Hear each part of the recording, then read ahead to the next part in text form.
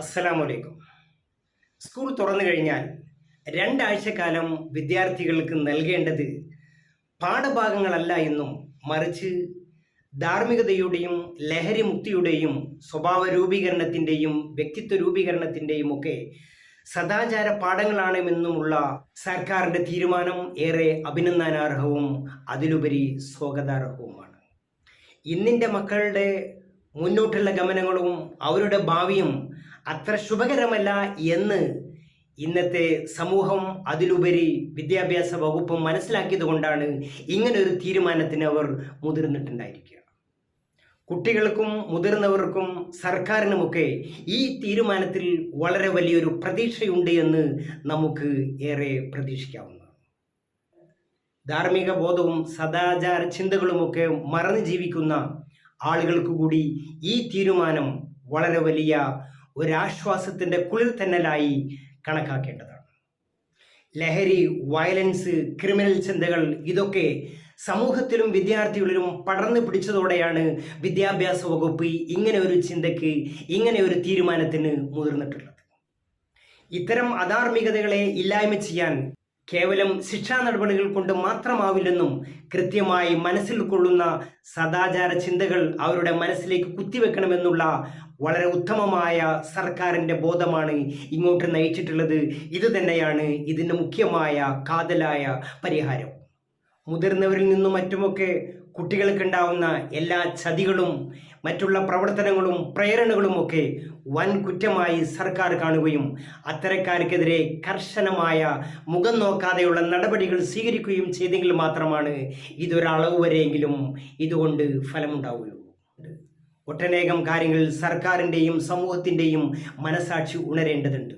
ലഹരി ഉപയോഗം, മൊബൈലിൽ അഡിക്ഷൻ, അതുപോലെ അനിയന്ത്രിതമായ സോഷ്യൽ മീഡിയ ഉപയോഗങ്ങൾ, ഡിജിറ്റൽ ഡിസിപ്ലിൻ ഇല്ലായ്മ, പരിസര ശുചീകരണമില്ലായ്മ, വ്യക്തിത്വ ശുചീകരണമില്ലായ്മ, സാമൂഹികമായ ബോധമില്ലായ്മ, ഇങ്ങനെ ഒട്ടനേകം മനുഷ്യ സമൂഹത്തിൻ്റെ നേരായ വഴിക്ക് പോകുന്നതിനൊക്കെ തടസ്സം സൃഷ്ടിക്കുന്ന ഒട്ടനേകം പ്രവൃത്തികളും ചിന്തകളും ചൈതികളുമൊക്കെ ഇന്ന് നാം പുനഃപരിശോധിക്കേണ്ടതുണ്ട്.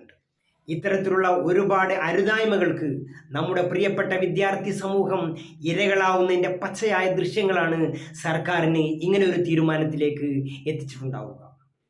ആരെയും ഗൗനിക്കാതെയും വകവെക്കാതെയുമുള്ള സമൂഹത്തിൻ്റെ ഇന്നത്തെ പോക്ക്, മൈ ബോഡി മൈ ചോയ്സ് എന്നുള്ള തോന്നിയാസത്തിൻ്റെ നിലപാട്, ഇതിനൊക്കെ കർക്കശമായ രൂപത്തിൽ ഇന്നത്തെ സർക്കാർ തടയിട്ടില്ലെങ്കിൽ ലിബറലിസം, എയ്ത്തിസം, റാഷണലിസം തുടങ്ങിയ തോന്യാസങ്ങളൊക്കെ ഇന്നത്തെ സമൂഹം ഏറെ അധപ്പതിക്കാൻ അവർക്ക് വഴിവെച്ചിട്ടുണ്ട്.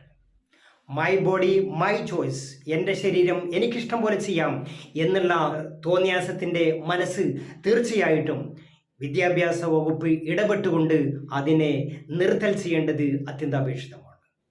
മുടിയും താടിയുമൊക്കെ വെട്ടിവൃത്തിയാക്കിയും മാന്യമായി വസ്ത്രം ധരിച്ചും അധ്യാപകരെയും മുതിർന്നവരെയും ബഹുമാനിച്ചും ചെറിയവരോട് കരുണ കാണിച്ചുമുള്ള ഒരു സമൂഹമാണ് നമുക്ക് വേണ്ടത്.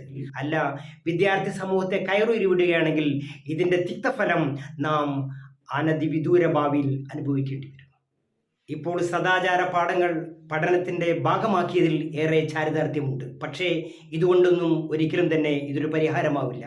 തീർത്തും ഇതിനെ സിലബസിൻ്റെ ഭാഗമാക്കുകയും കർക്കശമായ നിയന്ത്രണങ്ങൾ ഉണ്ടാവുകയും ചെയ്തെങ്കിൽ മാത്രമാണ് നമുക്ക് അല്പമെങ്കിലും ഈ സമൂഹത്തിൽ ഒരു പ്രതീക്ഷയുള്ളൂ. കേരളത്തിലും കേരളത്തിൻ്റെ പുറത്തുമൊക്കെ വളരെ സ്വീകാര്യമായി പ്രവർത്തിച്ചുകൊണ്ടിരിക്കുന്ന മതസംഘടനകൾ, മതേതര സംഘടനകളൊക്കെ ഇത് തന്നെയാണ് പറഞ്ഞുകൊണ്ടിരിക്കുന്നത്. അതെ, മാനവ സമൂഹത്തിന് അച്ചടക്കവും അതുപോലെ മനുഷ്യത്വവും നിർമാർഗവും കിട്ടണമെങ്കിൽ ഇത്തരം സദാചാര പാഠങ്ങൾ കൊടുക്കണമെന്ന് തന്നെയാണ് ഈ മതസംഘടനകൾ ഇന്നും എന്നും പറഞ്ഞിട്ടുള്ളത്. ആ വഴിക്ക് നമ്മുടെ കേരള വിദ്യാഭ്യാസ വകുപ്പ് ചിന്തിച്ചത് ഏറെ അഭിനന്ദനാർഹവും സ്വാഗതാർഹവുമാണെന്ന് ഒരിക്കൽ കൂടി പറയാൻ ആഗ്രഹിക്കുകയാണ്. Wish you all the best. Thank you. അസ്സലാമു അലൈക്കും.